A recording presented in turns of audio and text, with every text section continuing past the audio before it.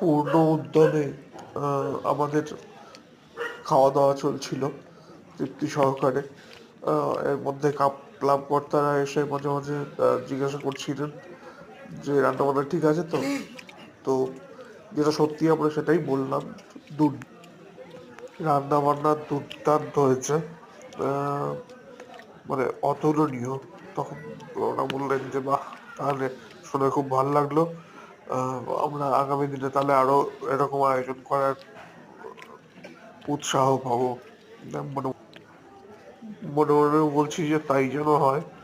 বছরে বছরে যেন এরকম শীতের রাতে, ডিসেম্বরের রাতে আমাদের এরকম সবাই মিলে পাড়ার একসঙ্গে পঙ্ক্তি ভোজনে আমরা বসতে পারি এবং জমিয়ে চুটিয়ে খাওয়া দাওয়া করতে পারি।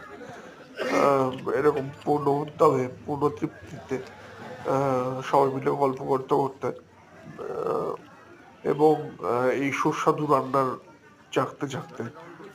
তো আপনারা বুঝতেই পারছেন যে এটা তৃতীয় আমাদের পাড়ায় প্রীতিভোজের যে খাওয়ার আয়োজন করা হয়েছিল সেটা তৃতীয় এপিসোড এটা। আহ, 2 রাউন্ড করে বিরিয়ানি চলে এসছে এর মধ্যে। কাজেই খাওয়া এবার শেষের পথে। দেখতে পাচ্ছেন এই পাঁপড় চলে এলো পাতের মধ্যে। এবারে চাটনিও দিয়ে দেবে ওখানে। ওটা ভাতটা সাইড করে নিলাম। এবারে খেজুরের খেজুর টেজুর দিয়ে খুব সুস্বাদু একটা চাটনি চলে এলো পাতে। আহ, এবারে আমার একটু আহ, চারদিকে দেখে একটু আহ, খাবার স্পিড বাড়াতে হলো, কারণ আমার একটা সমস্যা আছে। আমি অধিকাংশ জায়গাতেই নেমন্তন্ন বাড়িতে আহ, পিছিয়ে পড়ি খেতে খেতে। সবাই খেয়ে দিয়ে উঠে যায়, তারপর দেখা যায় যে শেষে আমি একা এক বসে বসে খাচ্ছি। খাবার নষ্ট করতে ইচ্ছে করে না। আহ, দিকে খুব অকওয়ার্ড পজিশনে পড়ে যাই। ফলে আমি একটু চারদিকে দেখে একটু খাওয়ার স্পিড বাড়ালাম।